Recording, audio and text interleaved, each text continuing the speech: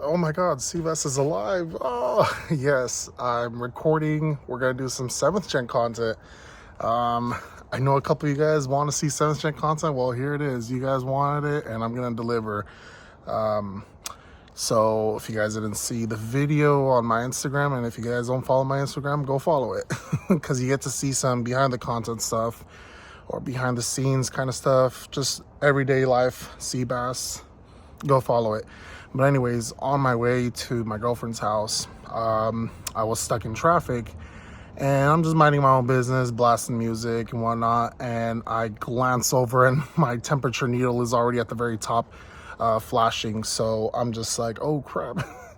Pull over, turn off the car, and I let it cool down. I turned it to accessory mode because I wanted to let the car cool down. I thought something broke. So I was like, okay, well, I'm gonna call a tow truck and whatnot. So opened the hood, and lo and behold, I discovered that I still have coolant. So I was a little shocked. And so I didn't think much of it. So I'm like, you know what? Let me wait till it cools down, and I'm gonna turn on the heater. And I'm only like 5 minutes away from my girlfriend's house. So I'm just like, let me turn on the heater. Hopefully I made it, pop open the hood, and I noticed that my radiator fans aren't spinning no more. And if you saw in the video, I kickstart the fan with my finger. So in this video, I'm gonna replace the fan, and we're gonna replace the radiator, just because the radiator is 20 years old. This is a 2004 Celica GT-S, so I figured why not replace the radiator, just preventative maintenance, you know.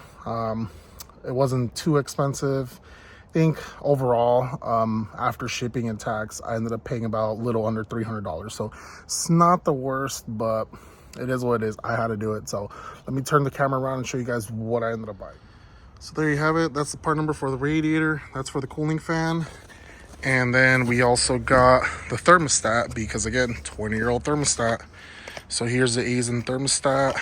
And we also got the seal for it. And then we got upper and lower radiator hoses by Continental. There's the part number. You can just find these on Rock Auto. Everything was purchased from Rock Auto. Rock Auto is the best website to get car parts.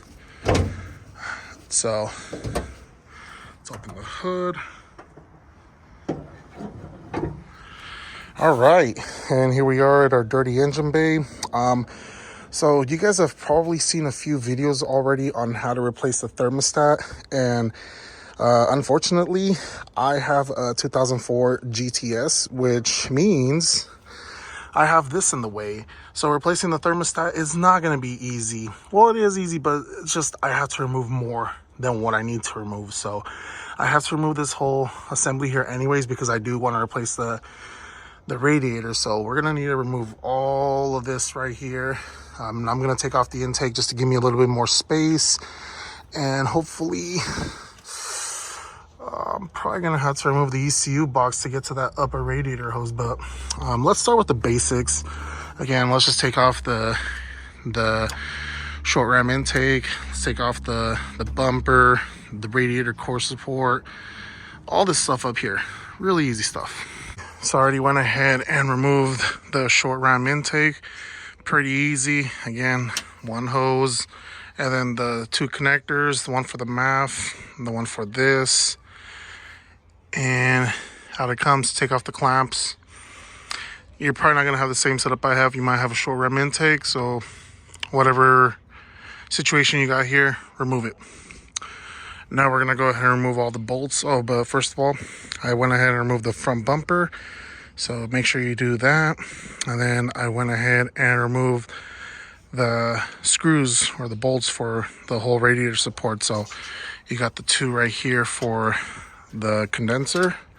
Get those out of the way. Might want to save these and put them in a spot where you know you're not going to mix them up. Then we have the two for the air injection system.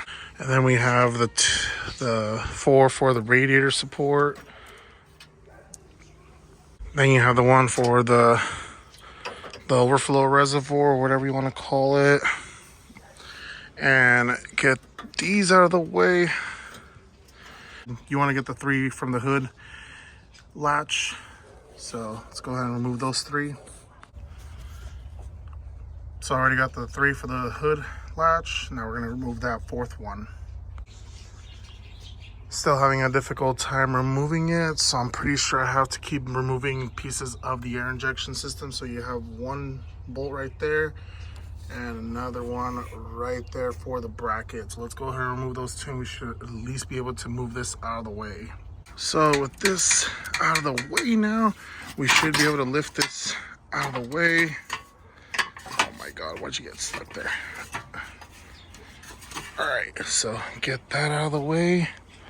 Set that aside. We're gonna set it over here, and there you have it. Those fans that don't want to work no more, but again, just want to replace the whole cooling system.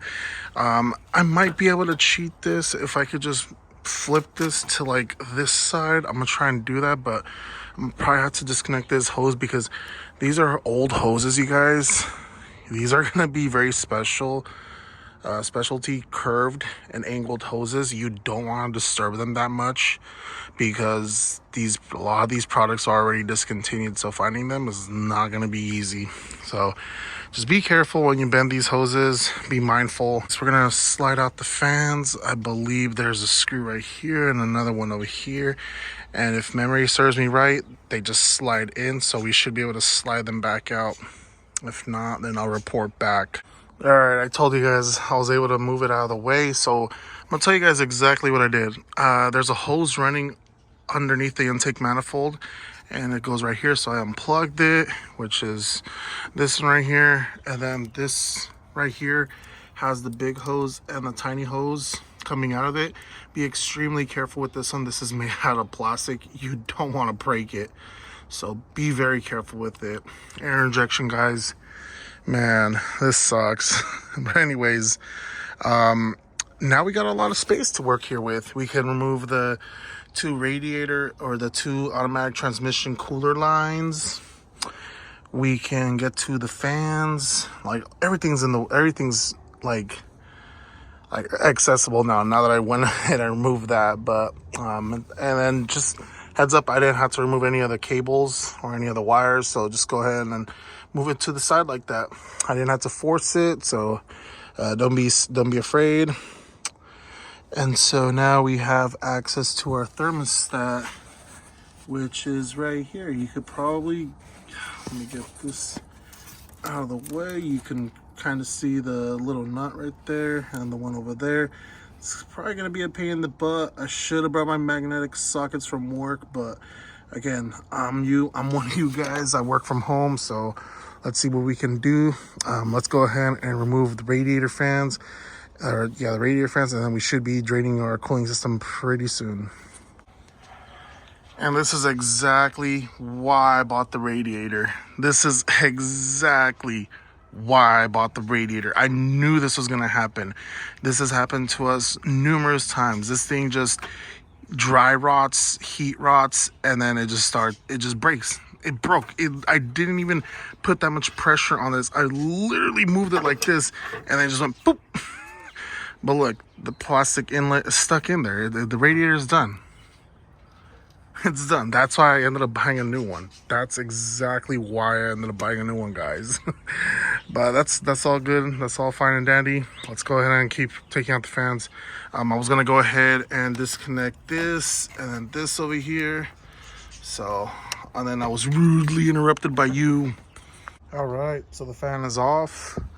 Pretty easy stuff. And again, you have the 2 connections for the 2 fans. Now I'm probably gonna go ahead and get my catch can or my drain pan and drain the coolant. You could either do it from here, from this hose, or from this one. Doesn't really matter. But then to remove the radiator, the automatic one, I'm gonna go ahead and remove the ATF lines and be careful not to drain out ATF, because whatever you spill, you're gonna go fill it back up right here. But other than that, I'm gonna go ahead and remove this clamp right here. There's a clamp right here. So I got the tool for that right here. Let's go ahead and just take it out.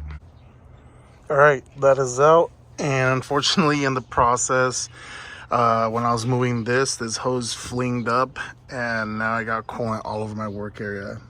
Cool. Anyways, as I said, we got the ATF hoses removed. You want to keep them upright so that the oil doesn't come out of them.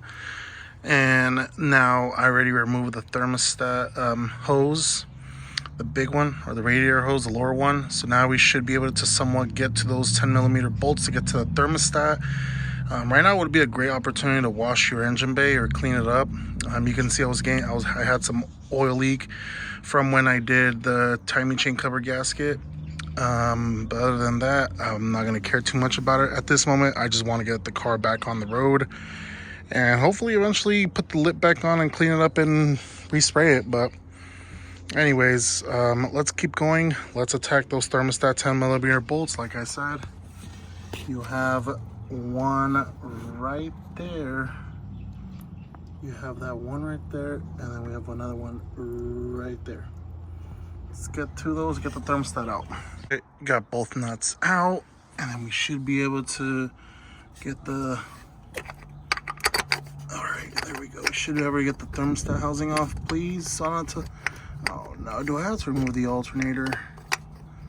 No, I have to remove the alternator. Jeez. Oh, I got it out. I got it out. Oh, let's remove the alternator. And then we should be able to reach in there. Hopefully I don't make a huge mess. Oh my God. Am I not grabbing it? What the hell? Damn, it's frozen in there. Oh, there we go. Jeez. All right. Well, there's our thermostat. Is it OEM? Yeah, it's OEM. It's probably the original one to the car. Doesn't look too bad. Unless I did it when I did my timing chain cover gasket. It looks really clean, actually. Yeah, this looks really clean, you guys. Oh, well. I did my timing chain cover gasket about 100,000 miles ago, so this thermostat probably has about 100,000 miles, so it is what it is. Thermostats are really cheap. Might as well do it. I'm doing the whole cooling system, so that's out. Now he's gonna get this radiator hose, and then we pretty much got all the components off that I ended up buying to replace. So there you have it. I already installed the new thermostat. Make sure that's at the very top. And make sure the rubber gasket, rubber seal is seated firmly, properly. You don't want to pinch it because you're gonna leak. All right, let's throw the housing back in. And there you have it. Thermostat housing installed. Nuts have been torqued. So now what we're gonna do is get the radiator out of the box, get the clamps out of the old one, and install them on the new hose. That's gonna go right about here. New hose installed. We're gonna hold off on putting the clamp to its original location just because if we need to adjust twisting the hose a bit when we get the new radiator in. So I'm gonna go ahead and actually get the new radiator installed just so that I don't have to worry more about these ATF cooler lines. But check this out. This is why it's important to replace your guys' hoses. Like, don't be running old hoses. Look, this one's already starting to get a little bloated, but maybe on this side you can see more. You can see it better, getting all bloated and whatnot. So 20-year-old parts, guys. Like, if you're already here, you might as well replace it. And then I had another guy message me, hey, did you replace the hoses for this right here? I don't see these on Rock Auto, so I'm gonna have to get these from Toyota themselves. I'm just gonna run distilled water for now. I'm not gonna run coolant, so I'm gonna run distilled water and then possibly do this maybe at a later date because I'm probably gonna also do the front motor mount and can't really do it with all that stuff in the way. So regardless, we're just gonna do this a different day, but I just need this car back on the road. So let's go ahead and get that radiator in.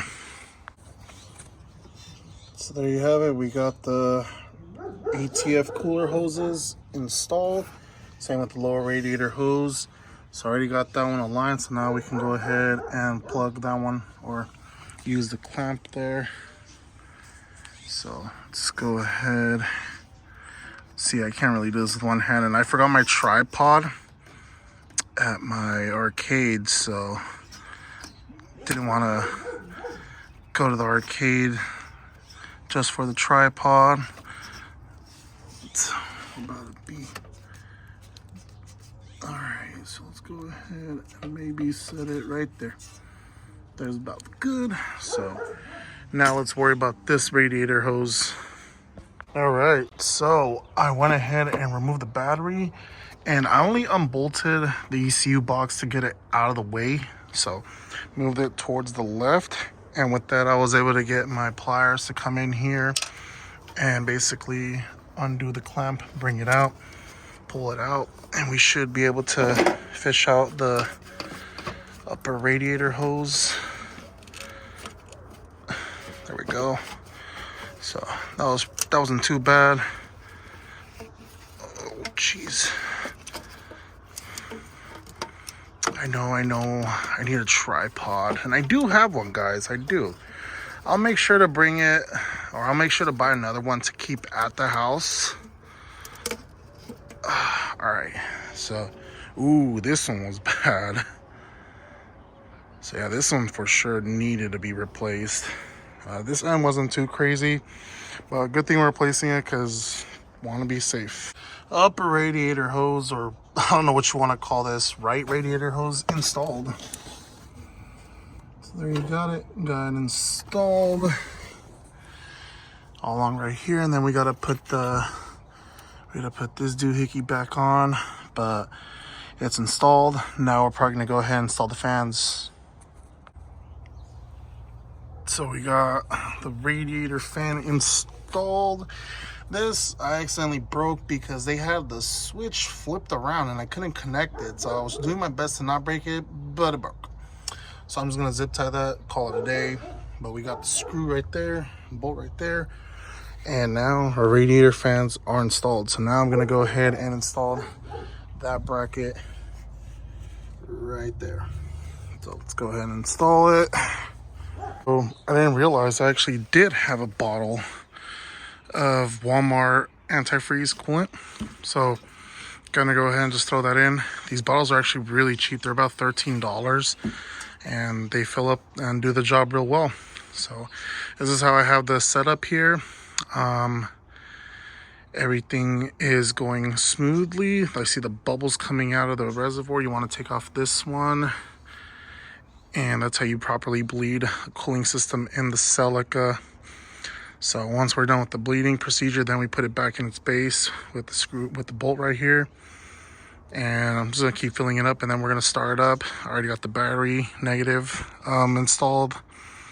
And so let's see what happens.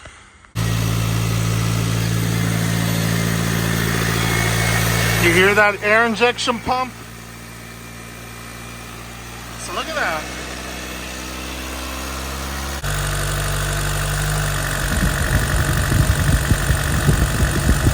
Quick and easy way to make sure your fans are working is to turn on the AC.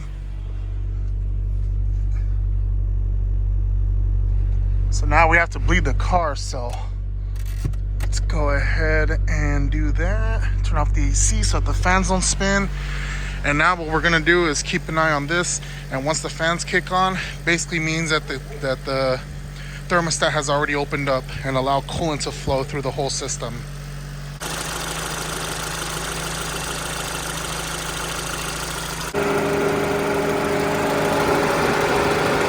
And there you go. Thermostat opened up. We're getting flow out of the top one.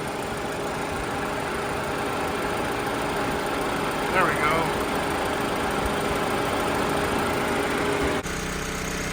So I caught nighttime, and I had to put it on this because I felt like I was stretching the hoses a little bit too much. So I put this piece of wood right here, and basically it's been kicking on. I've been doing this for like 20 minutes now. The way I've found how to do it correctly. Let me get inside the car to talk to you guys. So in order to properly bleed the cooling system, you want to put it on the piece of wood that I have right there or something, just so that it could stay.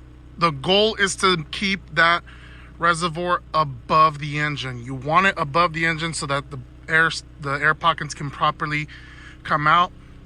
It's gonna take a while. It took me about 20 minutes to properly bleed the cooling system. I had to turn the car off and on when I saw that it was kind of bubbling up a bit, but basically I don't have none of the stuff on. I'm just letting it idle, and so it started to get a little steamy, so I ended up turning on my fan, and we already got warm air. So that shows that the cooling system has been properly bled.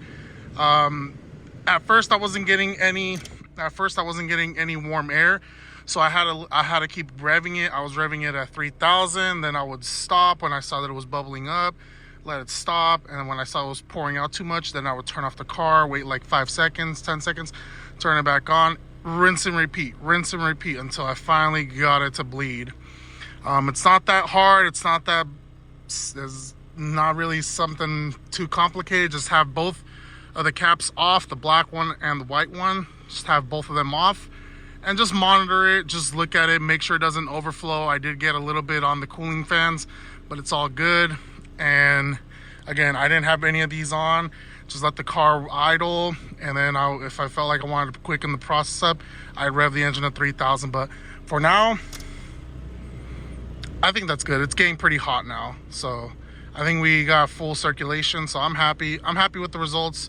I think this is more than enough. We're just gonna turn off the car and top off the reservoir, make sure we're at proper level, and go from there.